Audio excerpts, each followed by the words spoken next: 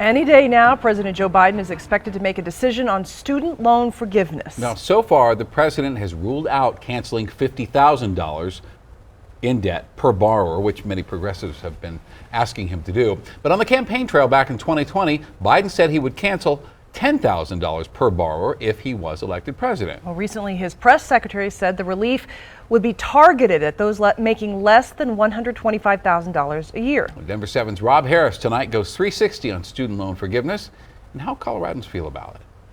Collectively, Americans currently owe almost $1.75 trillion in student loans, and about 1 in 8 of us have student loan debt, according to NerdWallet. But even among just those who have student loans, there's a lot of debate about what should be done.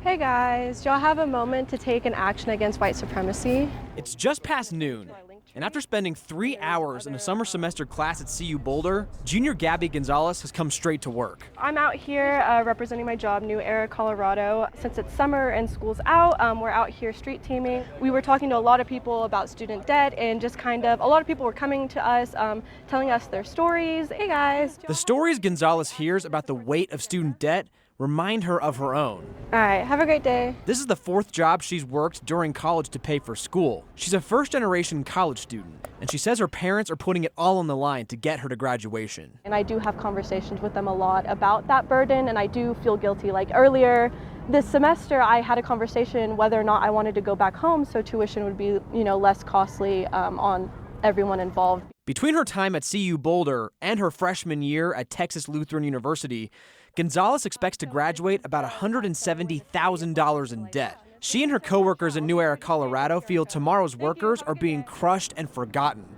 and they're pushing on leaders to forgive student loans.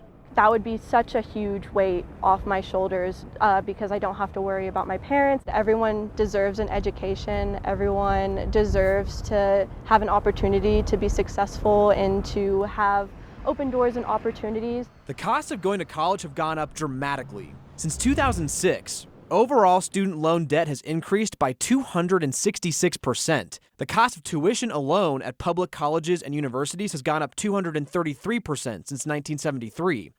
And meanwhile, workers at the median wage percentile only saw an hourly pay growth of 0.5% a year. But on the flip side, there's another relevant statistic in this discussion. I had a significant amount of debt that needed to be paid, and so I did what I had to do to take care of that.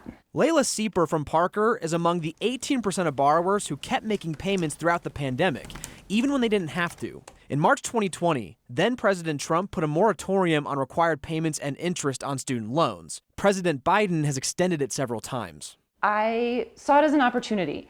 I'm not accruing any interest, and it's a chance for me to pay what I was normally paying at least. In spring of last year, 18 years after graduating, Sieper made her final payment. It was amazing. It was amazing.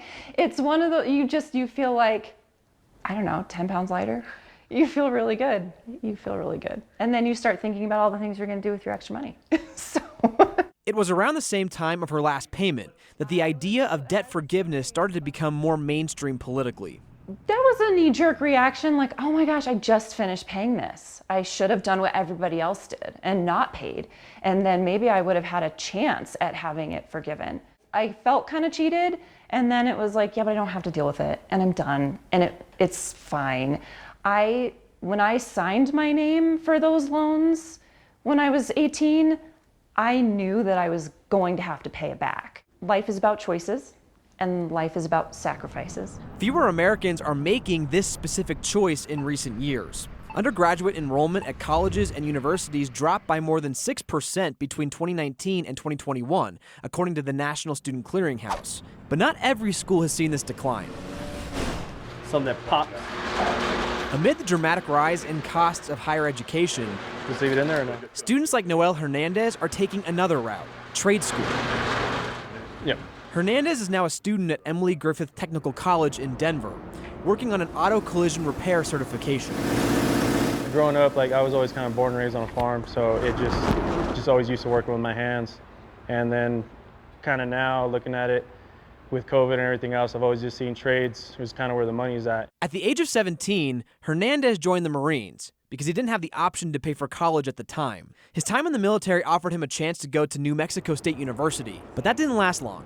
Wasn't really my thing. I did about 2.5 weeks, dropped out, went to trade schools. I couldn't stand, sitting at a desk, couldn't stand, doing a bunch of paperwork and everything else. So like nothing against it, just wasn't for me. Hernandez and every single one of his classmates at Emily Griffith will graduate without a cent in student loan debt. It's a public school that offers grants and scholarships to cover most costs. And many students take part in apprenticeships along with their lessons to help cover the rest. So when you come to us, you're not going to graduate with a loan with us. You're not going to graduate with debt. That's amazing, especially when you walk away with a professional certification and a skill that carries you through life. Instructors at Emily Griffith have found that the pandemic has caused many people to rethink their life plans and look to gain new skills and certifications that will enable new careers. Many do so before or after their current jobs each day. Essentially, I want to be the jack of all trades and like master of all, master of none. So that's what more or less I'm looking for. Those are just a few of the millions of different stories and perspectives on the costs and the rewards of higher education. We want to hear what you have to say too, so you can email us at 360@thedenverchannel.com. For Denver 7, I'm Rob Harris.